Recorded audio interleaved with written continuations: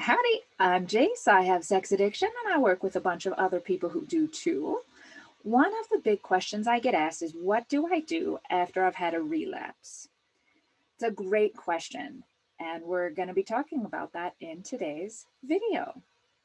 Before we move on to that, make sure you've subscribed and you can hit that little bell button so you get alerted when new videos come out. You're very welcome to leave comments, like, and share the videos as well. And you can always get more from me at jacedowney.com. And of course, stick around to the end of this video for your free resource for today. Let's dive right in. What do we do after we've had a relapse? Okay. First and foremost, relapse is not uncommon when we are talking addiction recovery. It's even more common when we are dealing with just the symptoms of addiction, which a lot of traditional recovery programs do. If we're only dealing symptomatically, it just makes sense that relapse is going to keep happening because we're not actually dealing with the cause.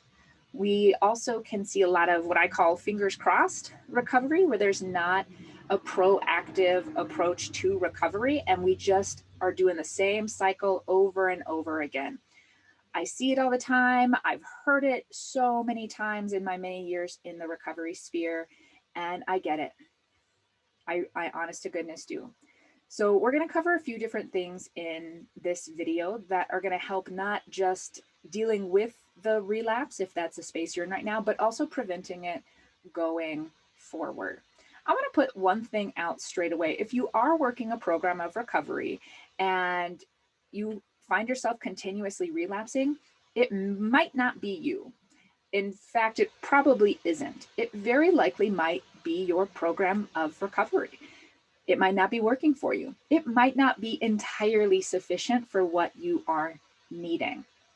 One of the things I hear most often, especially in the 12-step space, is I just got to double down. I got to do more meetings. I need to check in more. I need to, work harder and I got to recommit. I always hear that all the time. I got to recommit to the program. Maybe. And if you've done that repeatedly and it still isn't working, I want to invite you to explore a different recovery method. There are many of them for sex addiction included, as well as all areas of recovery. So let's just touch base right there. Oftentimes when we're working in a program that only deals with the symptoms and doesn't actually deal with the cause is going to keep coming up. It will come up for the rest of your life. That's a bummer, but that's just what is going to happen. That is why I personally have worked a path of self-mastery, a holistic approach to recovery that gets down into the roots so that everything else is healthy after that point. If you keep putting a Band-Aid on something, you're going to be bleeding forever, right? We want to actually heal that wound so that you don't ever have to think about it again. That is an option. So switching up your process and your path is an option. And there are many of them. I dig the self-mastery because it combines science and spirit. It's a good mix of both, of brain and heart, body, mind, environment, all of the things, right? You can't go wrong when you're actually gaining freedom, which is my jam. If you do want more on that, you can go to jacedowney.com. Tons of resources. That's what I do. That's what I did. That's what I guide other people in. There are a lot of options for that. Resources is a great segue into the next segment. One of our most powerful resources is our team. Having a powerful team in place is a game changer to prevent relapse, but also to come back from it more quickly.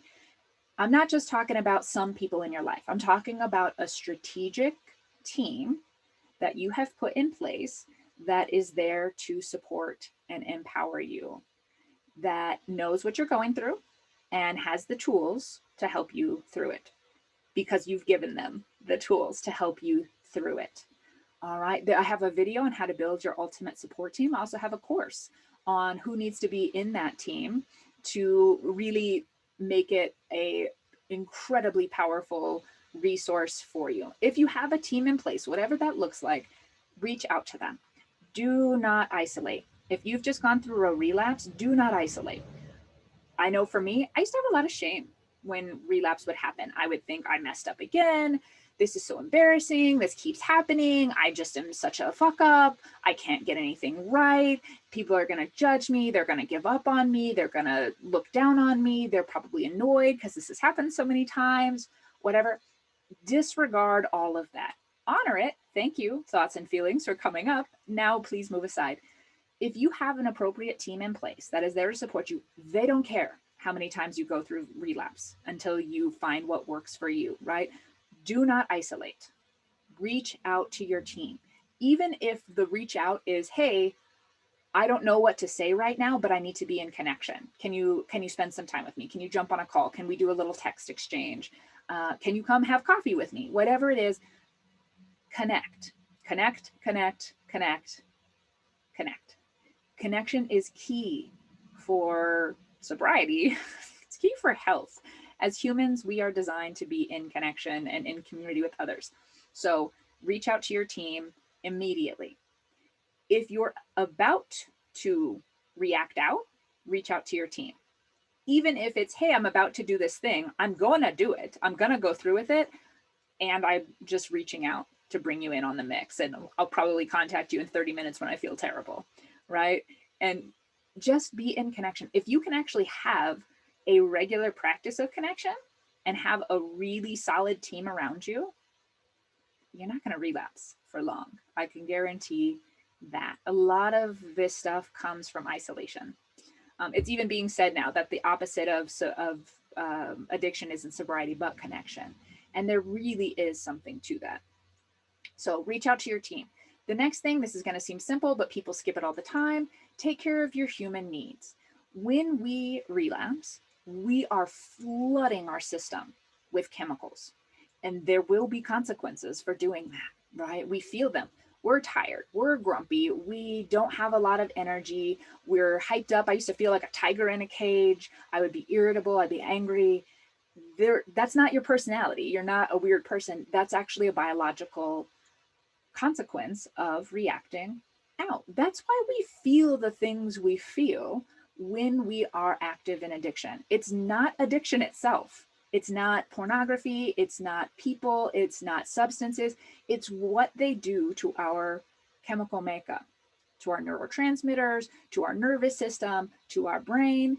There is a very, very real biological, physical component to addiction. That's what addiction is. It's not the behaviors. It's the actual physical condition of addiction. And that's going to throw your body off. So when I say take care of your human needs, I mean rest, eat healthfully, things that fuel you, right? Don't sink deeper into feeling terrible by eating stuff that doesn't fuel you. Hydrate, be outside, get some sunshine, do the things that actually give fuel to the brain so that it can actively participate in your body's recovery from what just happened to it, right? And when we do things like, let's say, watch pornography, when we have that intensity going into our brain and the release that happens as a result of that, we switch up our chemical makeup, and it takes some time to come back from that. Our body actually has to recover serotonin, dopamine, our nervous system, all of that has to get back into a balance, right? Into harmony with the rest of our body. And you're going to feel weird. You're going to feel terrible, probably. And it's going to last as long as it lasts. So take care of your body. Now, you might feel you don't deserve to be taken care of. You don't deserve to feel better. You do. Okay? You do. This isn't a moral issue we're talking about. This isn't a choice, right? In the sense of like you're putting yourself through this. Addiction isn't a choice. Addiction is not our fault. Recovery is our responsibility. But don't beat yourself up over, oh, I don't deserve to feel I should feel shitty because I just relapsed again. Don't waste your time. Don't waste anybody else's time with that BS either. All right. One of the best things you can do is just jump right back into recovery as soon as possible. You do deserve it. I don't care.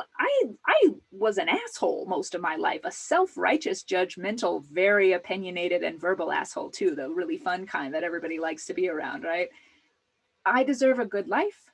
You deserve a good life. I harmed people. I took advantage of people. I deserve to be happy and healthy, and so do you. I do not care what you've done, and I've heard just about everything in the work that I do. You deserve it. So take care of yourself and ask for care. If you have the right support team around you, they'll help you, and they know that you deserve care. Okay, so just don't let any of those thoughts come in. Don't let the shame and the judgment and the BS come in. You don't need any of that. You got to get back into your system straight away and mix it up. If what you've been doing hasn't been working, then it's time to make some changes and observe how those are working for you until you find a system that does work for you for now, and it'll change, and then you can go with that. One of the best things you can do to prevent relapse in the future is to track what has been going on before you're reacting out this time. I'm talking about days and or week beforehand. What's going on in life, what's going on in your relationships. Most importantly, how does it make you feel? Now, a little spoiler alert, our reacting out comes from an emotional response. We are reacting to something. We're not acting out. It's not coming out of nowhere. We are reacting out. So when we can find out what we're reacting to, we can mitigate that, and then we no longer react out, right? Like if you know stress and anxiety are your biggest triggers, then you know it is crucial for your health and happiness, and probably your job and your relationship and your dignity and all that, to mitigate your stress and anxiety, right? If you know that there are certain situations that cause stress and anxiety, you know to be really mindful when you're going into that situation. Maybe it's having to give a presentation and you have to give one to the board, every quarter. Then you know you need to have a proactive plan in place for when that situation is coming up. Maybe you are in a partnership, and when your partner leaves, you have traditionally reacted out. So when your partner is going out of town, it's time to create an active action plan, a proactive action plan. Don't do fingers crossed recovery, please. Or do, and then welcome to that being the rest of your life. I'm not going to sugarcoat that for you. If you are crossing your fingers and hoping oh, my spouse is leaving town and I hope this time I don't react out, what are you even doing on this channel, right? So that if it's not working for you, it's time to switch it up by creating an action plan. And first you have to have awareness around the things that trigger your reacting out behavior. So use your relapse. Don't let it go to waste. All of this is great information. If you have just relapsed, look back, rest first, reach out to your team, take care of your needs, get into a space of safety, and then look back. What's been going on? And start making connections. If you relapse often, use each of those as an information gathering system, right? And then start noticing, write this stuff out. Don't keep it here. Addiction lives in the brain and body. Don't keep your information in the same place the problem exists, okay? Trauma, brain, all right? Write it out. And then you can start noticing patterns like stress and anxiety are my biggest trigger. Not feeling safe is my biggest trigger. Then you can start using that information to create an action plan and a system of recovery tailored to you specifically to keep you from reacting out and relapsing in the future.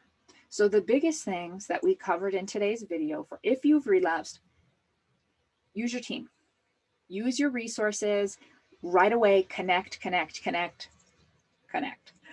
Do not be in isolation. Kick out the shame, the judgment, the I shouldn't have, I could have done. Get it out of there. Not useful at all. Take care of your human needs so that your body can actually recover from what it just went through. And then use that to gather information so that you know what this reacting out was to, and create an action plan, a proactive action plan for those triggers moving forward. If that all felt like a lot, you're like, I don't know what to do with any of that, head to jacedowney.com, y'all. This is what I do. This is what we do. We've got a team over there. We have amazing people for all different levels that help with exactly this. I do not believe in traditional recovery.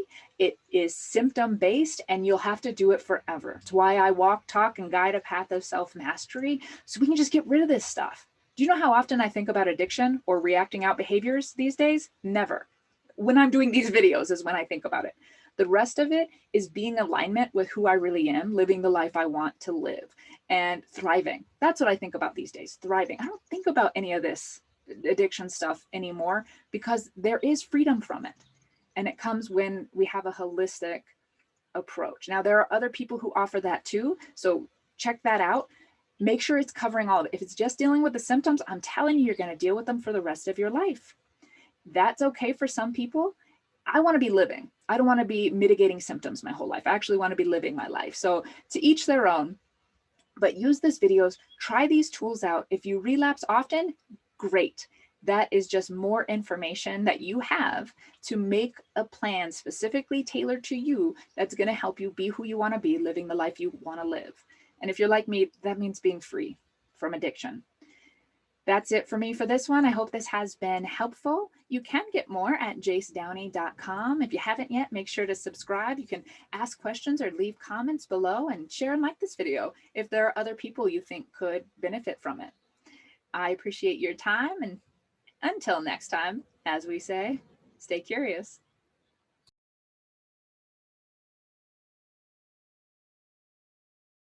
I have got another great resource that I am so excited to offer you. We know, as people in the self-mastery space, that habits are incredibly important to being proactive co-creators of our lives.